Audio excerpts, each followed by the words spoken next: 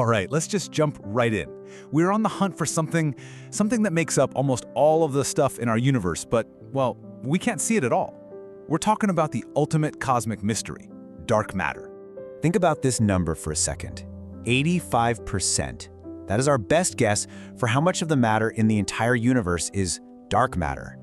So everything you and I know, everything we can see, stars, planets, galaxies, you name it, that's just the leftover 15%.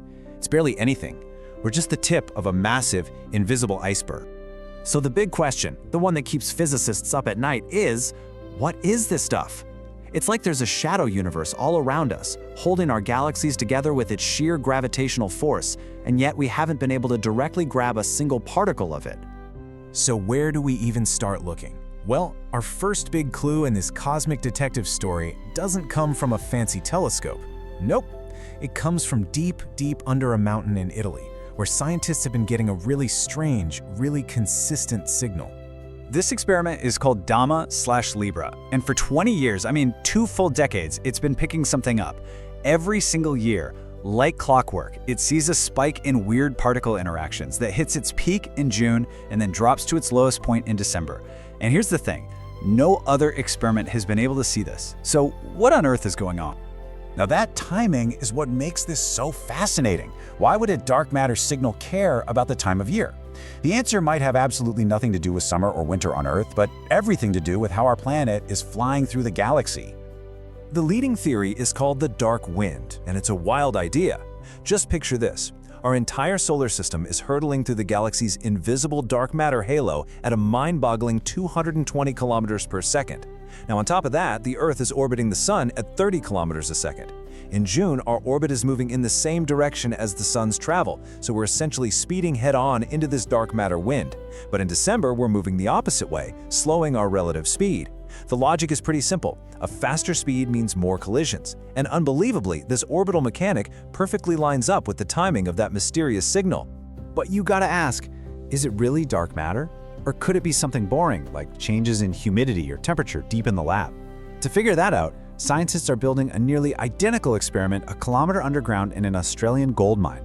And here's the genius part. In Australia, the seasons are flipped. So if the signal is really because of Earth's motion through space, it should still peak in June. But if it's just some local seasonal effect, the peak should flip to December. This is the ultimate test. Okay, so before we get too hung up on this one bizarre signal, let's take a step back. Let's look at the powerful evidence that convinced scientists that dark matter has to exist in the first place. This isn't some newfangled idea. It's a puzzle that's been bugging astronomers for almost 100 years. It all started way back in 1933 with an astronomer named Fritz Zwicky. He was looking at galaxies in the Coma cluster, and he noticed they were moving so ridiculously fast that they should have just flown apart. He figured there must be some invisible Dunkelmaterie, dark matter, holding them together with extra gravity. Honestly, most people just ignored him until the 1970s, when Vera Rubin and Kent Ford made an even more shocking discovery, looking at individual galaxies. This chart really shows you the problem. Think about our own solar system. Mercury zips around the sun super fast, while faraway Neptune just kind of crawls along.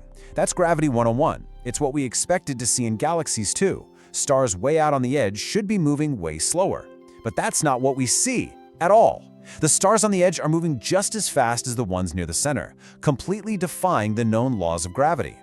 And the implication of that is just staggering. It means there has to be something else there, something we can't see. A massive, invisible halo of dark matter, providing the extra gravitational glue needed to keep these galaxies from literally tearing themselves apart. But the evidence doesn't stop there. It's not just about spinning galaxies anymore. In the modern era, we have even more dramatic, huge, cosmic-scale clues that point directly to this invisible shadow universe. Take a look at the Bullet Cluster. This might be the single best piece of evidence we have. What you're seeing is the aftermath of a gigantic collision between 2 galaxy clusters. Now, the hot gas, which is most of the normal matter, slammed into itself and got stuck right in the middle. But by using gravitational lensing, which is how gravity bends light, we can actually map where most of the mass is. And the mass isn't in the middle with the gas. It sailed right on through the collision on either side, exactly like you'd expect a ghost-like, non-interacting dark matter to do. It's like a cosmic smoking gun. And then there's this. The cosmic microwave background. or CMB. This is, and I mean this literally, the oldest light in the entire universe. It's a baby picture of the cosmos from just 380,000 years after the Big Bang. And those tiny little temperature fluctuations you see? Those are the seeds that eventually grew into all the galaxies we see today. So here is the kicker. Physicists can run simulations to figure out what this cosmic blueprint should look like. If you make a model with only the normal matter we know about, you get these big, blobby structures that look nothing at all like the real thing. But if you add in a huge, invisible scaffolding of dark matter, its gravity allows the normal matter to clump together and form all the fine, detailed structures that we actually see in the sky. And it's not just close, it's a perfect match. Okay, so the evidence is just overwhelming, right? Dark matter has to be real. But if this stuff is everywhere, all around us, all the time, how in the world do you actually catch one? Well, the answer is you have to build one of the most sensitive and quietest places on planet Earth. The main suspect for what dark matter actually is has long been a particle called a WIMP. That stands for Weakly Interacting Massive Particle.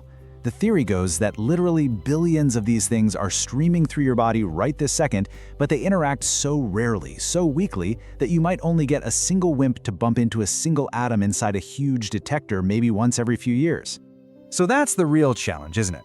How do you build a detector that is sensitive enough to see that one tiny little atomic nudge while somehow filtering out every other particle from space, from the Earth, from the air that could set it off by mistake? You have to build an absurdly complex cosmic noise filter. First, you go deep. I mean, a full kilometer of solid rock deep. That alone blocks about 1,000,000 times more cosmic rays. Then you shield it. You surround your detector with 120 tons of steel and plastic just to block radiation coming from the mine walls themselves. Then you have to keep the air pure, so you constantly pump in pure nitrogen gas to flush out any radioactive radon.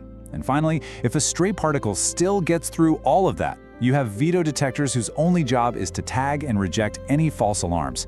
It is an incredible feat of engineering, all just to listen for a whisper from the dark universe. So all of this, the weird signal in Italy, the spinning galaxies, the baby picture of the universe, these insane detectors buried underground, it all brings us right back here, to the present moment, staring down this profound and totally unsolved mystery.